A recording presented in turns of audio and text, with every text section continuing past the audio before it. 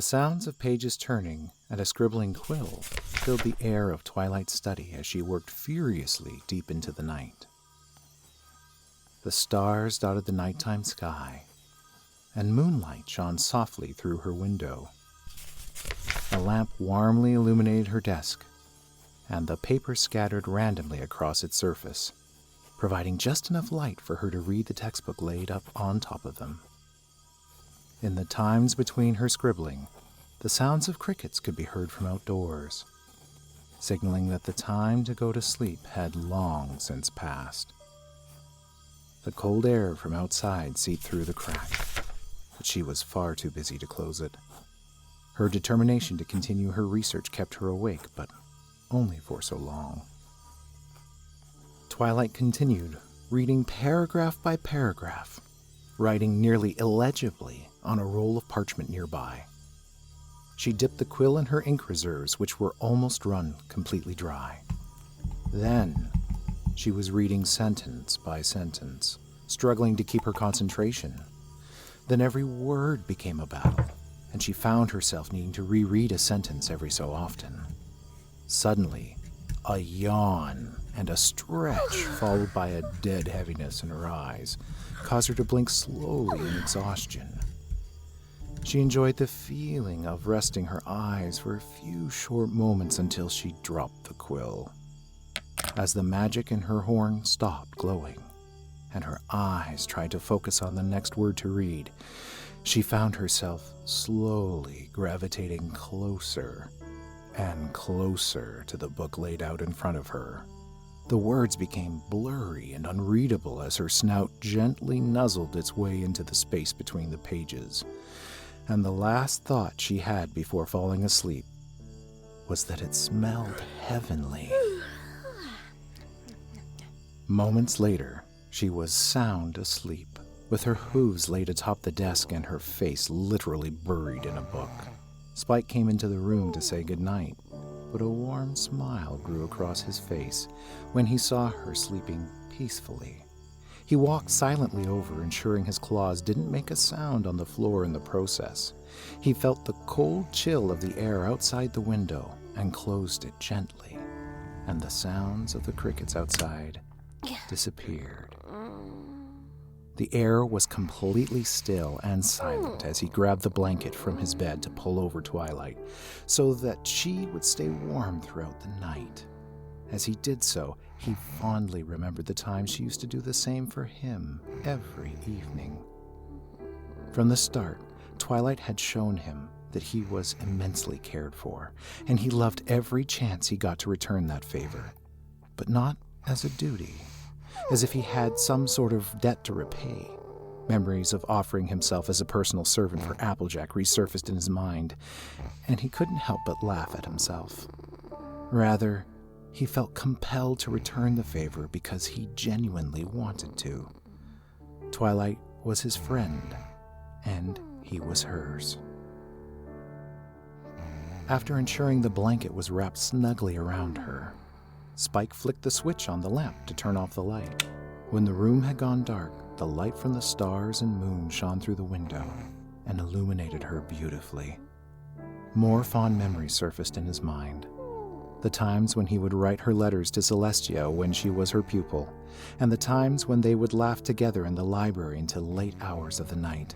The moments of their arguments seemed small.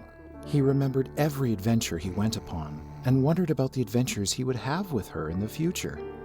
He wondered about what he may grow up to become, where he might go, and how he could ever even think about leaving to be on his own. He was still a small dragon, but dragons didn't age in the same way as ponies. They could either amass size by falling to greed, as he had experienced once long ago, or they could grow by being in community with other dragons. At least, that was what Twilight told him once from an old dusty book. But he didn't want to leave. This was where he felt at home. Any dragon could amass size and become enormously powerful, but no other dragon had the special bond he shared with Twilight. She was his sister and his protector, and he had no desire to ever leave her. Spike found himself just watching her sleep soundly beneath the ray of moonlight that shone through the window. Her body moved slowly up and down as she breathed softly, her snout still snugly buried into the book, and a small dorkish smile on her face. Suddenly, her hoof slipped from the pages and clacked against the desktop. Twilight stirred briefly, mumbling something nerdy and incoherent. No, Starlight. That's a nice try. She shifted forward and wrapped herself around the book, snuggling it into oblivion before falling fast asleep once again. Spike's smile grew even wider, and he had to stifle a laugh from escaping his mouth as Twilight buried her snout further into the pages like a lover's embrace. He thought for a moment about grabbing a camera, but quickly decided it would be best not to keep evidence of something she would feel embarrassed about. He watched for a few more moments until finally leaving the study, gently shutting the door behind him. Then he brushed his teeth and hopped into bed. Twilight awoke gently in the dead of night with her snout in the book. Her eyes gradually adjusted to being open as she groggily came to from her slumber. She felt the sense of warmth on her back suddenly dissipate as she leaned upwards from the desk and the blanket slid downwards. She looked at it for a few moments and smiled after seeing it was Spike's. Activating her magic, she levitated the blanket and quietly made her way to where Spike slept. She entered the room as silently as possible, and she saw him sleeping soundly. Seeing him sleep reminded her of when she first began taking care of him. It had been ages since then, and at this point they took care of each other equally. In fact, she sometimes felt like Spike took care of her more than she took care of him. He was an amazingly faithful companion, and she knew that he would do anything if it meant helping her. Likewise, she would do the same for him. He was so loyal and kind-hearted, and seeing him in this moment made her feel both pride and thankfulness. Pride for raising such a sweet and loving young dragon, and thankfulness for the friend he was to her when she had few others. She recalled the time before she moved to Ponyville and met all of her new friends. The days when she spent all of her time with her snout buried in a book, sometimes literally. She wondered at her past self and how she got by with so little social contact, and felt immensely grateful for the vast multitude of friends she had now. But Spike was the first, and so they shared a special bond, and they always would. As she came to his side, she brought the blanket over him and laid it gently over his body. He shifted ever so slightly in his sleep and clutched the blanket with his claws to bring it closer for snuggling. Twilight smiled and allowed herself a few seconds to appreciate the cuteness of what she was seeing, but quickly decided to leave him be.